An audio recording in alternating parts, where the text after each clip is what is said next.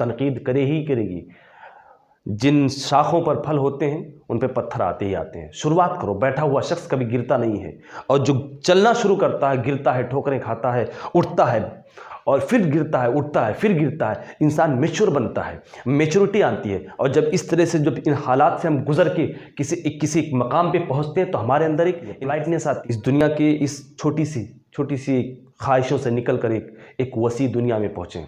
कोशिश करें कि अपने आप को बड़ा बनाएं। जिन्हें नींद आती है उन्हें ख्वाब नहीं आते हैं, और जिन्हें ख्वाब आते हैं, जिनका कोई ख्वाब होता है, उन्हें नींद नहीं आती है। इस बात को याद रखें। अपने आप की इज्जत करना सीखें, अपने आप का रिस्पेक्ट करें। और thank you so much. Dear student, last video में, जैसा कि आपको मैंने लास्ट वीडियो में बताया था कि कंजक्शन क्या होता है।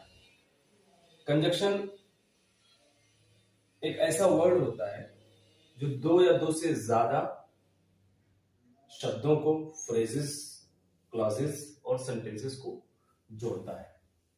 कंजंक्शन दो प्रकार के होते हैं। एक होता है कोऑर्डिनेटिंग कंजंक्शन, दूसरा होता है सब ऑर्डिनेटिंग कंजंक्शन।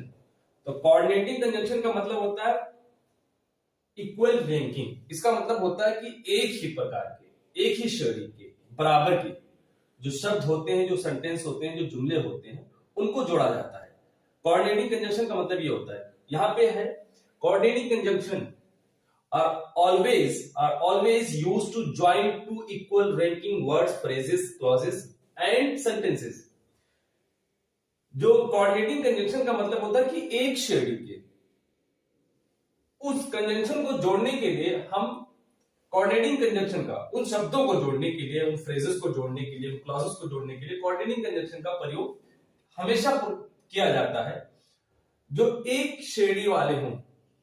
वो कौन से श्रेणी वाले हों? शब्द हो, फ्रेजेस हो, क्लॉजेस हो और सेंटेंसेस हो, इनको जोड़ा जाता है। और वो कौन कौन है? कोऑर्डिनेटिंग कंजंक्शन कौन कौन है? वो ये and, but, as well as, both, dot dot and, not only, but also, ये एक है। अच्छा, उसके बाद है neither, dot dot nor, either, dot dot or nor, yet, so, or else, still, while, whereas, nevertheless, consequently। इनका अर्थ मैंने पहले बताया था आपको लास्ट वीडियो में। आज हम इनको आपके सामने जो है इनका इस्तेमाल बताएंगे, इनका प्रयोग, how to use it in the sentence. ठीक, अब इसमें जो है एंड का सबसे पहले देख लेते हैं। एंड से हम कैसे दो क्लासेस, दो फ्रेजेस और दो वर्ड्स को कैसे जोड़ें, और मिसाल देकर मैं आपके सामने समझाने की, एक्सप्लेन करने की कोशिश करूंगा। एग्जाम्पल के तौर पर जैसे take tea and go to school. ये एंड कोऑर्डिनेटिंग कंजंक्शन हो गया। और कोऑर्डिनेटिंग कंजंक्शन जो है ये चार प्रकार के, क्यूमुलेटिव, अल्टरनेटिव, रिलेटिव, एडवर्सेटिव, ये चार प्रकार के होते हैं। पहला ये जो मैंने आपके सामने लिखा है, जिसको मैंने छांट के आपके सामने जो है मतलब इसको निकाला है, ये है क्यूमुलेटिव कंजंक्शन, जो कोऑर्डिनेटिंग कंजंक्शन का एक किस्म है, उसी का एक प्रकार है। हम इस बोथ को भी इस्तेमाल करेंगे। कैसे इस्तेमाल करेंगे? सेंटेंस वही है, लेकिन हमें कहना है कि both take tea एंड को हटा के बोथ है। अब बोथ यहां मैंने लिख दिया, बोथ, यहां पे एंड अकेले था, अब बोथ के साथ एंड इस्तेमाल करेंगे। Both take tea and go to school. हो गया। अब इसी सेंटेंस को इस तरह लिखें, एज वेल एज के साथ। कैसे?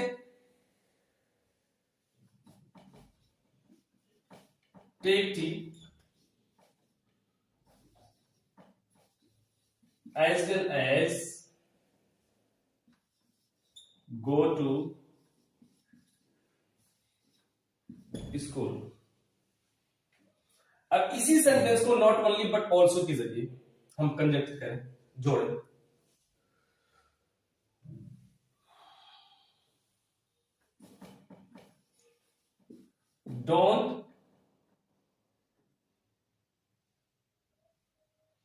don't only take tea, don't only take tea but also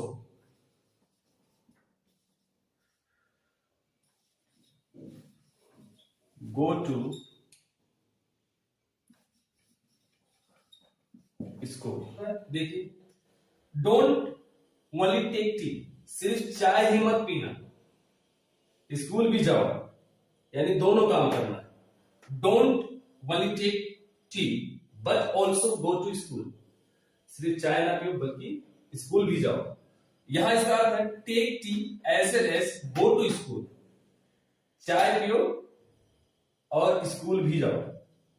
take tea as well as go to school, चाय पियो और स्कूल जाओ। यहां के अलावा, चाय पीने के अलावा, इन एडिशन टू स्कूल भी जाओ।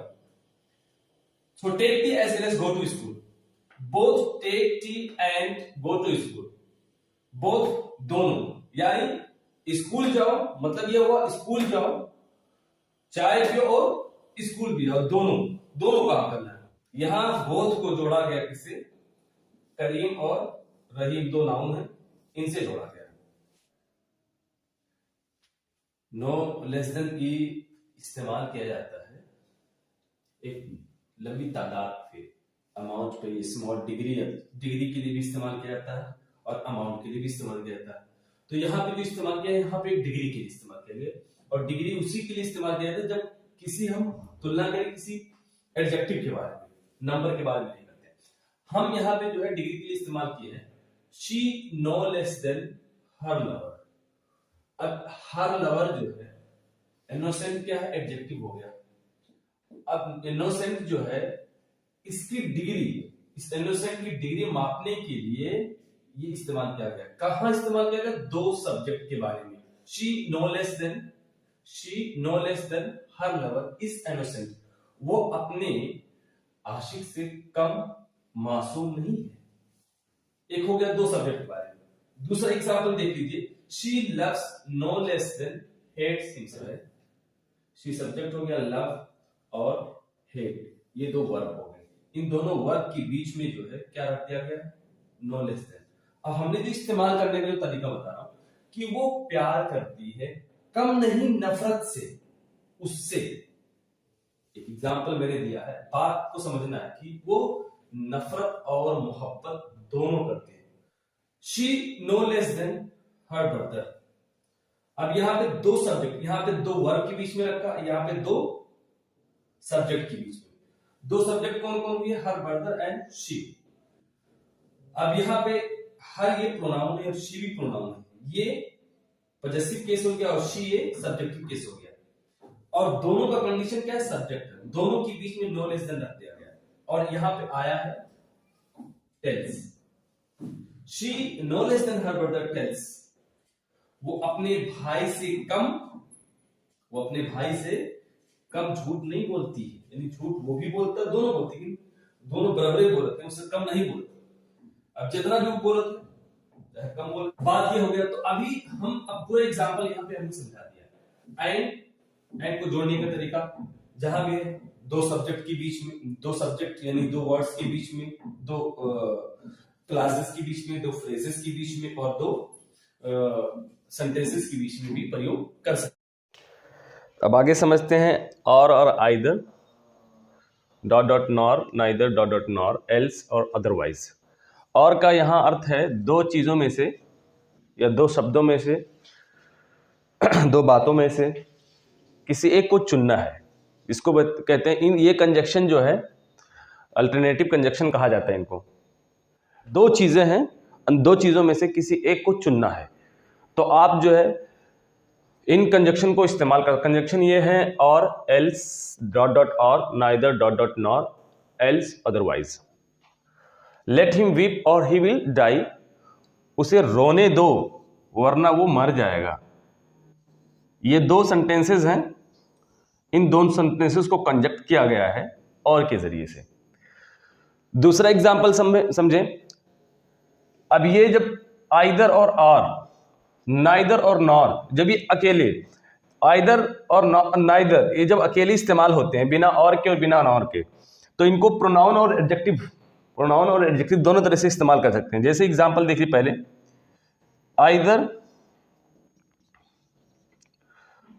Either of roads is long. अब यहां पे जो है आइदर के बाद ऑफ आया है तो ये आइदर हो गया प्रोनाउन, और ऑफ के बाद जो नाउन आएगा वो प्लूरल होगा, और जो वर्ब इस्तेमाल किया जाएगा वो सिंगुलर होगा, इसके अनुसार होगा। यानी ऑफ के बाद आइदर आएगा और ऑफ से पहले आइदर आएगा, ऑफ के बाद नाउन आएगा। तो नाउन जो ऑफ के बाद जो नाउन आएगा वो प्लूरल होगा, लेकिन जो वर्ब आएगा, चाहे वो हेल्पिंग वर्ब हो चाहे मेन वर्ब हो, वो सिंगुलर ही होगा। अब ऑफ की वजह से, आइदर ऑफ रोड्स, ऑफ की वजह से जो है ये प्रोनाउन हो गया। दूसरा एग्जांपल समझें नाइदर का। Neither of roads is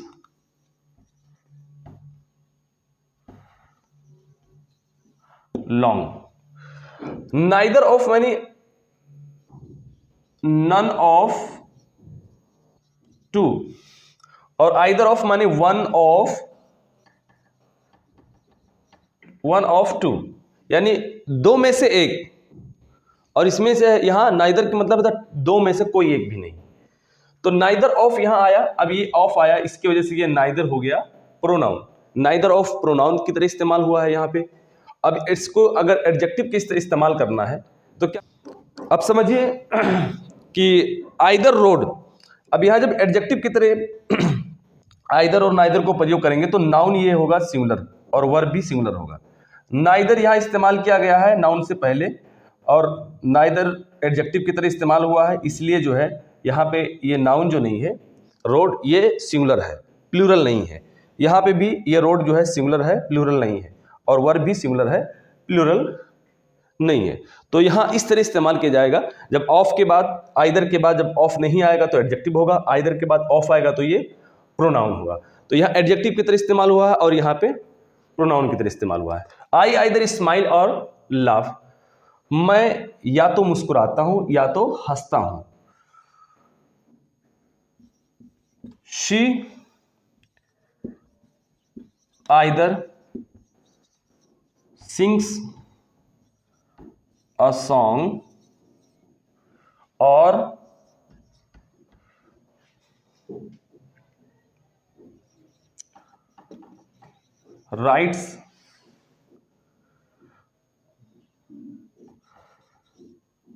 writes the short stories।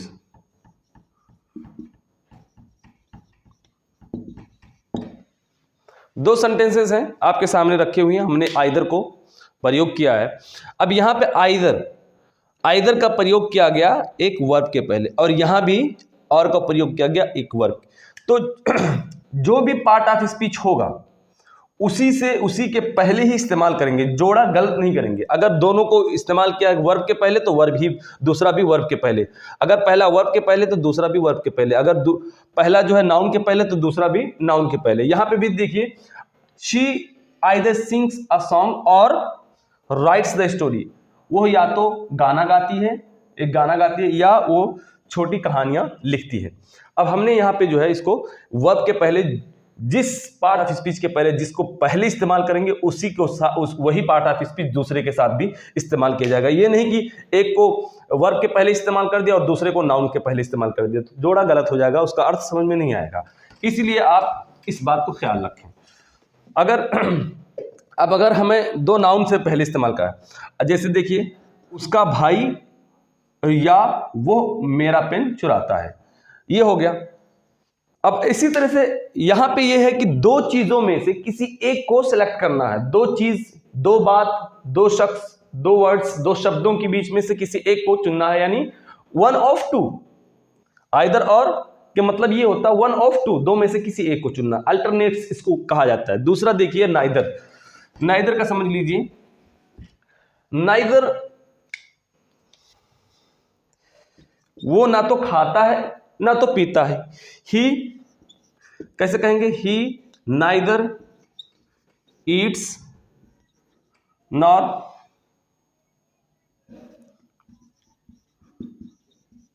Drinks. दूसरा देखिए,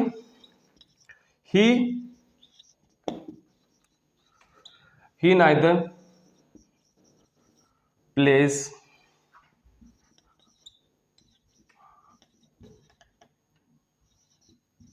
फुटबॉल नॉर टॉक्स एनीवन। दूसरा, he neither plays football nor talks anyone, वो ना तो फुटबॉल खेलता है और ना तो किसी से बात करता है। ये हो गया नेगेटिव। आइदर यहां पे है आइदर ईट्स और ड्रिंक्स, या वो तो खाता है या तो वो पीता है, दो में से किसी एक को चुनना। नाइदर मतलब दो में से किसी एक को भी नहीं चुनना होता है, ये आपको समझ लेना चाहिए। दूसरा ये है उम्मीद करता हूं कि आपको समझ में आ गया होगा। अच्छा, अब दूसरी बात, एक और चीज समझ लीजिए। अगर सेंटेंस के अंदर अगर पहले क्लास में नो हो, नॉट हो और नेवर हो, तो आप जो है जैसे एग्जाम्पल देख लीजिए, तो वहां पे और का प्रयोग किया जाता है, नॉट का प्रयोग नहीं किया जाता। जैसे दूसरे क्लास कैसे आया, वो खाता नहीं है, ना पीता है, ना चलता है, ना खेलता है। तो आप और को, ये जरूरी नहीं है कि और सिर्फ दो ही चीजों के लिए, यानी दो के बाद और भी कई आप वर्ड्स और फ्रेजेस क्लासेस जोड़ सकते हैं। ये नहीं कि मतलब आप एक ही सेंटेंस है, दो ही सेंटेंस है, दो ही क्लासेस के बीच में आर ही रखेंगे, आर के बाद और कोई और नहीं इस्तेमाल कर सकते, ऐसा नहीं है। और के बाद और भी वर्ब्स, सेंटेंसेस, क्लासेस भी जोड़ सकते हैं, जैसे या तो ऐसे बोलते हैं। तो ये चीज ख्याल रखें, ही डज नॉट ईट और ड्रिंक्स और वॉक्स और प्लेज, वो ना तो खाता है। इस तरह भी इसका ट्रांसलेशन कह सकते हैं, इस तरह भी इसका ट्रांसलेशन होता है कि वो ना खाता है, ना पीता है, ना चलता है, ना खेलता है। ठीक, अगर आप याद रखें कि अगर सेंटेंस के अंदर नॉट, नेवर और नो है, तो आप दूसरे क्लास में दूसरे जिसको जोड़ेंगे उसके जगह पे आप नॉर का प्रयोग ना करें, ये गलत हो जाएगा। ठीक है, और बैग, ये हो गया कि आई हैव नो पेन और बुक और नोटबुक और बैग, मेरे पास ना कलम, ना पेन है, ना किताब है, ना कॉपी है, ना बैग है। How to go to school, how to go to school, मैं स्कूल कैसे जाऊं। ठीक, ये सेंटेंस हो गया। अब यहां पे देखिए, यहां पे देख लीजिए अदरवाइज और आर का।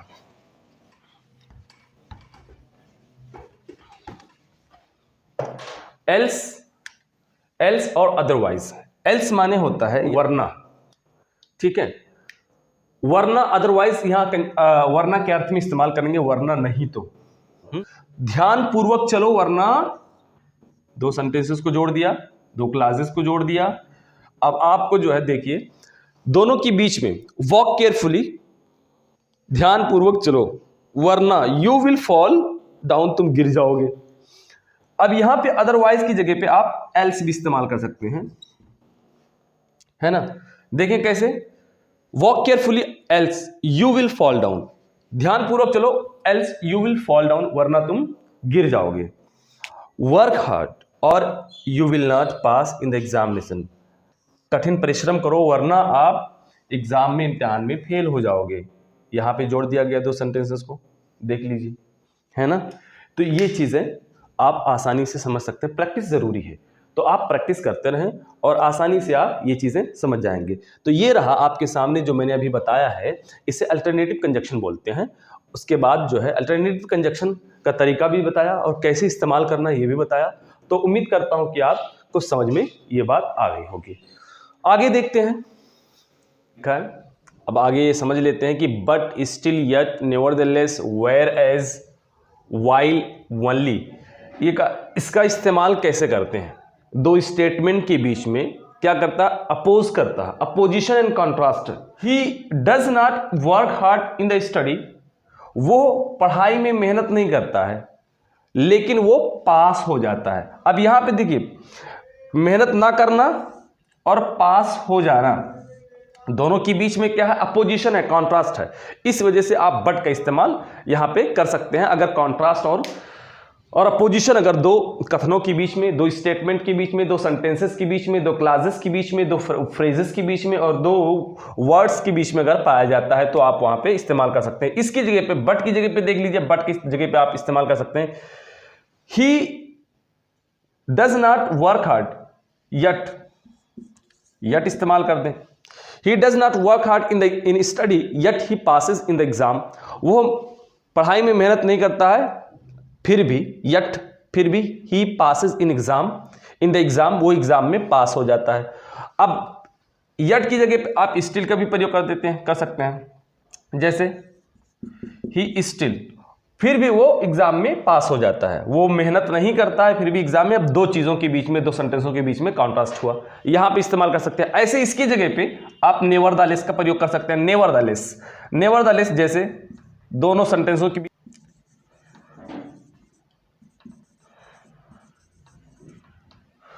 अब यहां पे देख लीजिए, he does not work hard in study, he does not work hard in study nevertheless he passes in the exam, वो स्टडी पढ़ाई में मेहनत नहीं करता है फिर भी, तो भी वो एग्जाम में पास हो जाता है। ठीक, अब देखिए वेयर एज का कैसे प्रयोग करते हैं दो कॉन्ट्रास्ट के बीच में। यहां पे देखिए वेयर एज के बारे में, loves her so much whereas she hates him, वो उसे बहुत प्यार करता है, वाइल और वेयर एज दोनों आप प्रयोग कर सकते हैं। जबकि हालांकि वो उसे नफरत करती है। आप वाइल और वेयर एज इस दोनों जगहों पे, इस दोनों सेंटेंसों के बीच में इसको कंजक्ट करने के लिए आप वाइल और वेयर एज का प्रयोग कर सकते हैं।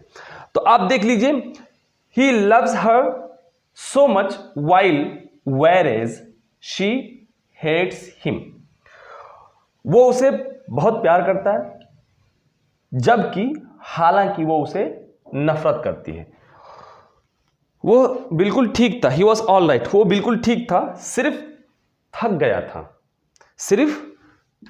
था। अब यहां पे सब कुछ ठीक था फिर भी जो है वो थक गया था। यहां पे दोनों के बीच में, दोनों सेंटेंसों के बीच कॉन्ट्रास्ट है।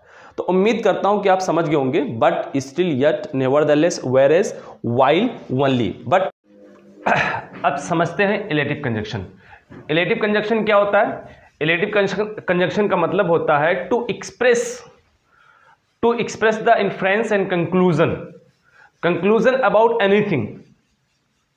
किसी विषय में निष्कर्ष क्या निकलता है, नतीजा क्या निकलता है, उसको बताने के लिए, वो उसको एक्सप्रेस करने के लिए आप जो है फॉर, देयरफॉर, सो, कॉन्सिक्वेंटली का प्रयोग कर सकते हैं। फॉर माने इसलिए, देयरफॉर माने इसलिए, सो की मीन्स इसलिए, कॉन्सिक्वेंटली नतीजतन, निष्कर्ष इसका ये है इसलिए के अर्थ में आता है। अब पहले एग्जांपल आप समझ लें, he was found stealing my pen so I beat him, वो पाया गया, मेरा पेन चुराते हुए वो पाया गया, यानी वो पकड़ा गया रंगे हाथ। तो he was found stealing my pen so I beat him, इसलिए मैंने, नतीजा क्या निकला, इसका नतीजा ये निकला कि मैंने उसे मारा, और वो इस वजह से, वजह ये थी, और उसका निष्कर्ष क्या निकला, ये निकला। दूसरा सेंटेंस देख लीजिए, देयरफॉर। ठीक है, दूसरा एग्जांपल, अब सो का इस्तेमाल देख लीजिए। वो तेजी से, फास्ट, तेजी से सीढ़ियों से नीचे उतर रहा था। He was climbing down from stair fast. वो सीढ़ियों से तेजी से उतर रहा था, इसलिए वो गिर गया। अच्छा, नतीजतन अब देखिए सेंटेंस देखिए, he did not know how to drive the car, consequently he hit someone, उसने किसी को लड़ा दिया, टकरा दिया, या वो किसी से लड़ गया, and he crushed someone, या उसने किसी को कुचल दिया। तो उसका नतीजा ये निकला कि वो चलाना नहीं जानता, इसलिए वो किसी ने कुचल दिया किसी को। अब यहाँ पे जो इन्फ्रेंस और कंक्लूजन जो है इस चीज़ का, कॉन्सिक्वेंस क्या निकला इस चीज़ का, कि अगर ऐसा हुआ तो इसका नतीजा ये निकला। तो ये जो क्लासेस हैं जो आपके सामने हमने बयान किया, जो बताया है, इन क्लासेस को कहते हैं इलेटिव कंजंक्शन कहते हैं। और इलेटिव कंजंक्शन जो है that is used to express the inference, conclusion. ठीक है, रीजन, निष्कर्ष, नतीजा बताने के लिए इन कंजंक्शन को हम इस्तेमाल करते हैं और इसको समझते हैं। अब आप इसको जो है इस पर प्रैक्टिस कर सकते हैं। तो आज की क्लास में हमने सीखा, आज की वीडियो में और आज की इस क्लास में हमने सीखा कि हम जो है कोऑर्डिनेटिंग कंजंक्शन का इस्तेमाल कैसे करें। कोऑर्डिनेटिंग कंजंक्शन जो है 4 प्रकार के होते हैं। नंबर 1 पहला होता है क्यूमुलेटिव कंजंक्शन, उसके बाद adversative conjunction, alternative conjunction, illative conjunction. ये सारे कंजंक्शन हमने आपके सामने बता दिए इस्तेमाल, और उसका जो है मिसाल एग्जांपल देखिए बता दिया। तो उम्मीद करता हूं कि आपको समझ में आया होगा ये चीज़। Thank you so much to watch my videos.